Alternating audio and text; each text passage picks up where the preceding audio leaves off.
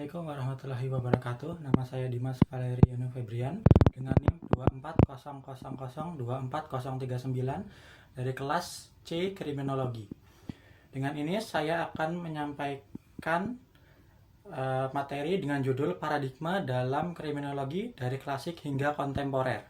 Tujuan dari presentasi ini adalah untuk memahami bagaimana paradigma dalam kriminologi berkembang dari masa ke masa, bagaimana perbedaan pendekatan antara satu paradigma dengan lainnya, dan apa relevansinya terhadap pemahaman kejahatan pada masa ini. Untuk memulai, mari kita pahami terlebih dahulu apa yang dimaksud dengan paradigma dan dalam konteks kriminologi. Secara umum, paradigma dapat diartikan sebagai cara pandang atau kerangka berpikir yang menjadi dasar dalam memahami suatu fenomena. Dalam kriminologi, paradigma berarti pendekatan teoretis yang digunakan untuk menjelaskan penyebab, bentuk, dan cara penanggulangan kejahatan. Menurut Thomas Kuhn dalam bukunya The Structure of Scientific Revolutions 1962, paradigma adalah model konseptual yang membimbing penelitian ilmiah. Dalam konteks kriminologi, paradigma membantu peneliti menentukan fokus kajian. Apakah pada individu pelaku, struktur sosial, atau bahkan sistem hukum itu sendiri. Paradigma klasik. Paradigma klasik lahir pada abad ke-18 dengan tokoh utama Cesar Beccaria dan Jeremy Bentham. Paradigma ini berangkat dari pandangan bahwa manusia adalah makhluk rasional yang memiliki kehendak bebas, free will. Kejahatan dianggap sebagai hasil pilihan sadar untuk memperoleh keuntungan pribadi. Beccaria dalam karyanya On Crimes and Punishment 1764 menegaskan bahwa hukuman seharusnya bersifat pasti, cepat, dan proporsional, bukan kejam. Sedangkan Bentham mengembangkan konsep utilitarianisme, yaitu bahwa hukum harus menciptakan kebahagiaan terbesar bagi jumlah orang yang terbesar. Namun, seiring waktu, paradigma klasik dinilai terlalu menyederhanakan perilaku manusia karena mengabaikan faktor biologis dan sosial. Maka muncul paradigma baru, paradigma positivis. Paradigma ini berkembang pada abad ke-19, dipelopori oleh Cesare Lombroso, Enrico Ferri, dan Rafael Garofalo. Berbeda dengan paradigma klasik, positivisme melihat kejahatan bukan sebagai hasil pilihan bebas, tetapi fenomena yang ditentukan oleh faktor biologis, psikologis, atau sosial. Lombroso dalam bukunya L'uomo delinquente 1876 menyatakan bahwa pelaku kejahatan memiliki ciri-ciri biologis tertentu, yaitu membedakannya dari orang normal, sebuah teori yang kemudian dikenal dengan teori penjahat bawaan. Meski kini banyak dikritik, pandangan positivis membuka jalan bagi studi ilmiah tentang perilaku kriminal. Selanjutnya, memasuki abad ke-20, muncul paradigma baru yang menyoroti peran struktur sosial dan ketimpangan dalam menghasilkan kejahatan, yaitu paradigma sosiologis. Paradigma ini berfokus pada hubungan antara kejahatan dan struktur sosial. Tokoh-tokoh seperti Emile Durkheim, Robert Camerton, dan Edwin Sutherland memberikan kontribusi besar. Durkheim memperkenalkan konsep anomi, yaitu kondisi ketika norma-norma sosial melemah sehingga individu kehilangan arah moral. Merton kemudian mengembangkannya melalui teori strain, yang menyatakan bahwa kejahatan muncul ketika berpendapat ketidaksesuaian antara tujuan sosial, seperti kesuksesan, dan sarana legal untuk mencapainya, sedangkan Sutherland menyatakan teori asosiasi diferensial, yang menjelaskan bahwa perilaku kriminal dipelajari melalui interaksi sosial. Meskipun paradigma ini memperkaya pemahaman tentang kejahatan, muncul kritik bahwa teori-teori tersebut berpusat pada struktur sosial, arus utama, dan mengabaikan dimensi kekuasaan. Dari sinilah muncul paradigma kritis. Paradigma kritis berkembang sejak tahun 1960-an dan dipengaruhi oleh teori Marxis, feminisme, dan postmodernisme. Paradigma ini menyoroti bahwa hukum dan sistem peradilan pidana seringkali mencerminkan kepentingan kelompok berkuasa, bukan keadilan sejati. Tokoh seperti Howard Becker melalui karya Outsiders 1963 memperkenalkan teori labeling, yang menjelaskan bahwa seseorang menjadi penjahat bukan karena perbuatannya semata, tetapi karena label sosial yang diberikan masyarakat. Sementara itu, Richard Sweeney dalam The Social Reality of Crime 1970 menegaskan bahwa kejahatan merupakan hasil konstruksi sosial dan dari kepentingan ekonomi politik. Paradigma kritis membuka ruang untuk memahami kejahatan sebagai fenomena sosial yang kompleks, bukan sekedar pelanggaran hukum. Dalam kriminologi modern, muncul pendekatan interdisipliner yang memadukan unsur psikologi, sosiologi, dan bahkan teknologi.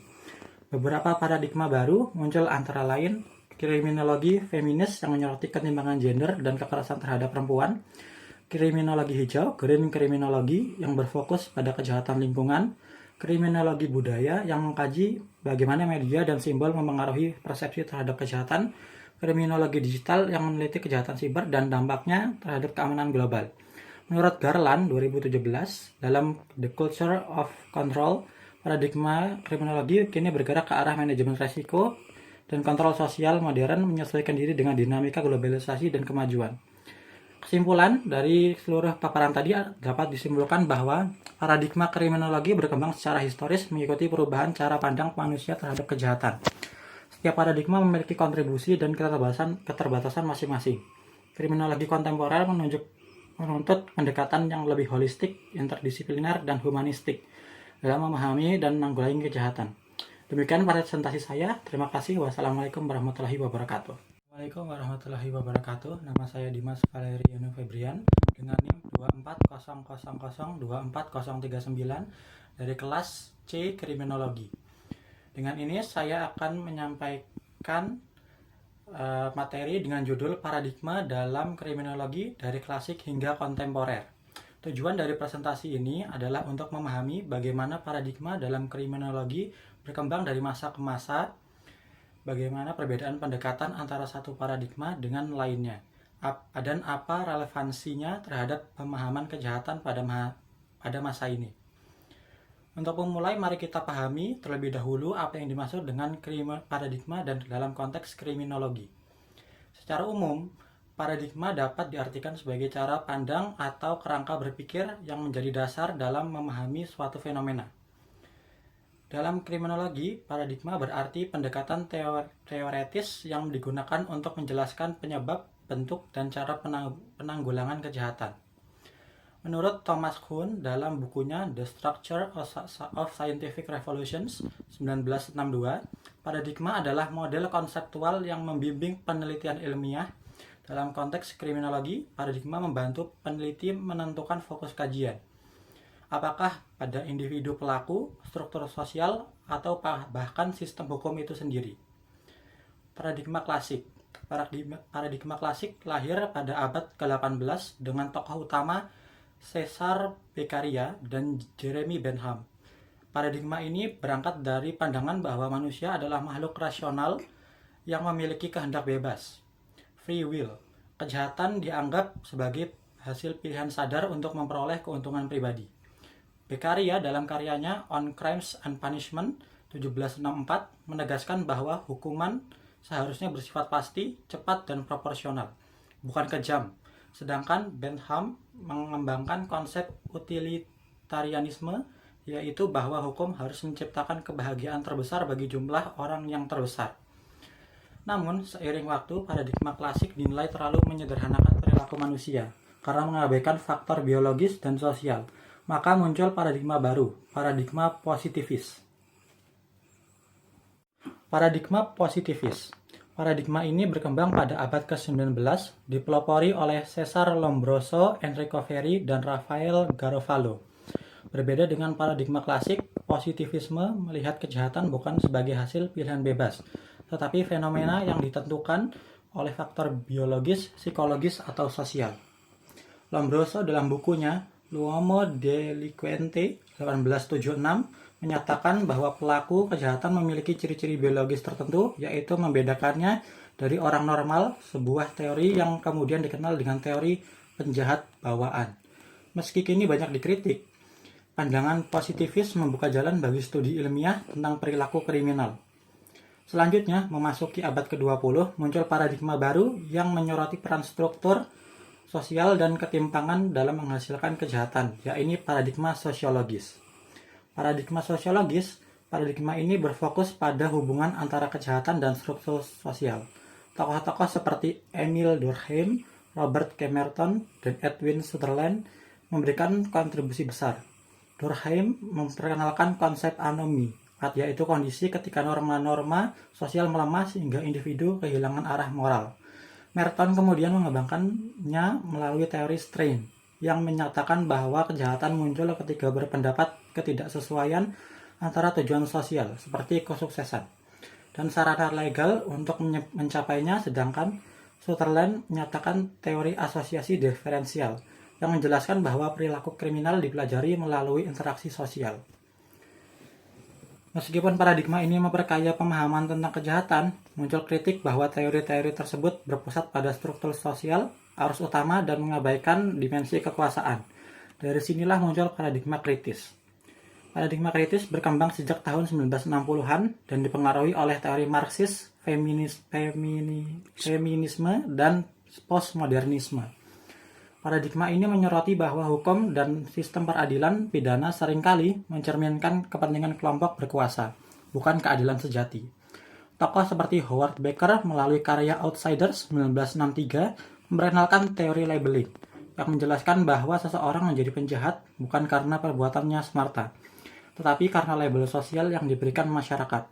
Sementara itu, Richard Sweeney dalam The Social Reality of Crime 1970 menegaskan bahwa kejahatan merupakan hasil konstruksi sosial dan dari kepentingan ekonomi politik.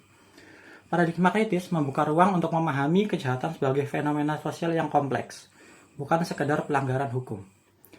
Dalam kriminologi modern, muncul pendekatan interdisipliner yang memadukan unsur psikologi, sosiologi, dan bahkan teknologi.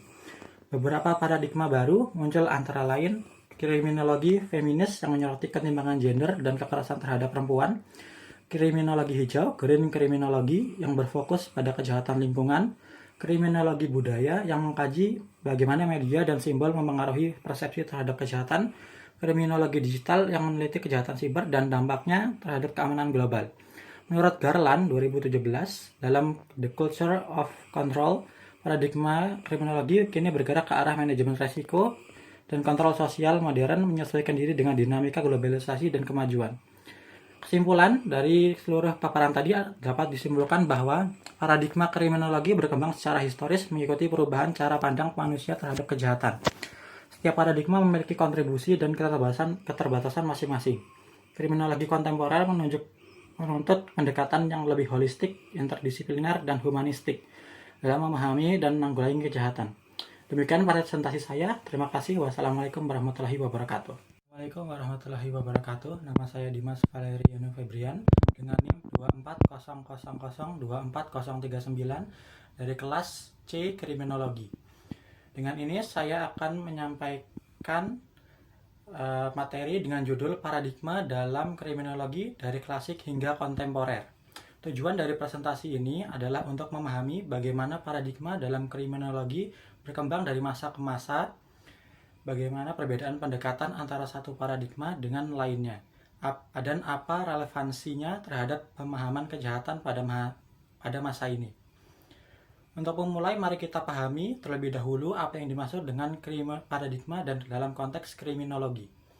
Secara umum, paradigma dapat diartikan sebagai cara pandang atau kerangka berpikir yang menjadi dasar dalam memahami suatu fenomena. Dalam kriminologi, paradigma berarti pendekatan teoretis yang digunakan untuk menjelaskan penyebab, bentuk, dan cara penanggulangan kejahatan. Menurut Thomas Kuhn dalam bukunya The Structure of Scientific Revolutions 1962, paradigma adalah model konseptual yang membimbing penelitian ilmiah. Dalam konteks kriminologi, paradigma membantu peneliti menentukan fokus kajian. Apakah pada individu pelaku, struktur sosial, atau bahkan sistem hukum itu sendiri. Paradigma klasik. Paradigma klasik lahir pada abad ke-18 dengan tokoh utama Cesare Beccaria dan Jeremy Bentham. Paradigma ini berangkat dari pandangan bahwa manusia adalah makhluk rasional yang memiliki kehendak bebas, free will. Kejahatan dianggap sebagai hasil pilihan sadar untuk memperoleh keuntungan pribadi. Beccaria dalam karyanya On Crimes and Punishment 1764 menegaskan bahwa hukuman seharusnya bersifat pasti, cepat, dan proporsional, bukan kejam. Sedangkan Bentham mengembangkan konsep utilitarianisme, yaitu bahwa hukum harus menciptakan kebahagiaan terbesar bagi jumlah orang yang terbesar. Namun, seiring waktu, paradigma klasik dinilai terlalu menyederhanakan perilaku manusia karena mengabaikan faktor biologis dan sosial. Maka muncul paradigma baru, paradigma positivis. Paradigma ini berkembang pada abad ke-19, dipelopori oleh Cesare Lombroso, Enrico Fermi, dan Rafael Garofalo. Berbeda dengan paradigma klasik, positivisme melihat kejahatan bukan sebagai hasil pilihan bebas, tetapi fenomena yang ditentukan oleh faktor biologis, psikologis, atau sosial. Lombroso dalam bukunya L'uomo delinquente 1876 menyatakan bahwa pelaku kejahatan memiliki ciri-ciri biologis tertentu, yaitu membedakannya dari orang normal, sebuah teori yang kemudian dikenal dengan teori penjahat bawaan. Meski kini banyak dikritik, pandangan positivis membuka jalan bagi studi ilmiah tentang perilaku kriminal. Selanjutnya, memasuki abad ke-20, muncul paradigma baru yang menyoroti peran struktur sosial dan ketimpangan dalam menghasilkan kejahatan, yaitu paradigma sosiologis. Paradigma ini berfokus pada hubungan antara kejahatan dan struktur sosial. Tokoh-tokoh seperti Emile Durkheim, Robert Camerton, dan Edwin Sutherland memberikan kontribusi besar. Durkheim memperkenalkan konsep anomi, yaitu kondisi ketika norma-norma sosial melemah sehingga individu kehilangan arah moral. Merton kemudian mengembangkannya melalui teori strain, yang menyatakan bahwa kejahatan muncul ketika berpendapat ketidaksesuaian antara tujuan sosial, seperti kesuksesan, dan sarana legal untuk mencapainya, sedangkan Sutherland menyatakan teori asosiasi diferensial, yang menjelaskan bahwa perilaku kriminal dipelajari melalui interaksi sosial. Meskipun paradigma ini memperkaya pemahaman tentang kejahatan, muncul kritik bahwa teori-teori tersebut berpusat pada struktur sosial, arus utama, dan mengabaikan dimensi kekuasaan. Dari sinilah muncul paradigma kritis. Paradigma kritis berkembang sejak tahun 1960-an dan dipengaruhi oleh teori Marxis, feminisme, dan postmodernisme. Paradigma ini menyoroti bahwa hukum dan sistem peradilan pidana seringkali mencerminkan kepentingan kelompok berkuasa, bukan keadilan sejati. Tokoh seperti Howard Baker melalui karya Outsiders 1963 memperkenalkan teori labeling, yang menjelaskan bahwa seseorang menjadi penjahat bukan karena perbuatannya semata, tetapi karena label sosial yang diberikan masyarakat. Sementara itu, Richard Sweeney dalam The Social Reality of Crime 1970 menegaskan bahwa kejahatan merupakan hasil konstruksi sosial dan dari kepentingan ekonomi politik. Paradigma kritis membuka ruang untuk memahami kejahatan sebagai fenomena sosial yang kompleks, bukan sekedar pelanggaran hukum. Dalam kriminologi modern, muncul pendekatan interdisipliner yang memadukan unsur psikologi, sosiologi, dan bahkan teknologi. Beberapa paradigma baru muncul antara lain kriminologi feminis yang menyoroti ketimpangan gender dan kekerasan terhadap perempuan, kriminologi hijau, green kriminologi yang berfokus pada kejahatan lingkungan, kriminologi budaya yang mengkaji bagaimana media dan simbol mempengaruhi persepsi terhadap kejahatan, kriminologi digital yang meneliti kejahatan siber dan dampaknya terhadap keamanan global. Menurut Garland 2017, dalam The Culture of Control, paradigma kriminologi kini bergerak ke arah manajemen risiko dan kontrol sosial modern menyesuaikan diri dengan dinamika globalisasi dan kemajuan. Kesimpulan dari seluruh paparan tadi dapat disimpulkan bahwa paradigma kriminologi berkembang secara historis mengikuti perubahan cara pandang manusia terhadap kejahatan. Setiap paradigma memiliki kontribusi dan keterbatasan masing-masing. Kriminologi kontemporer menuntut pendekatan yang lebih holistik, interdisipliner, dan humanistik dalam memahami dan menanggulangi kejahatan. Demikian presentasi saya. Terima kasih. Wassalamualaikum warahmatullahi wabarakatuh.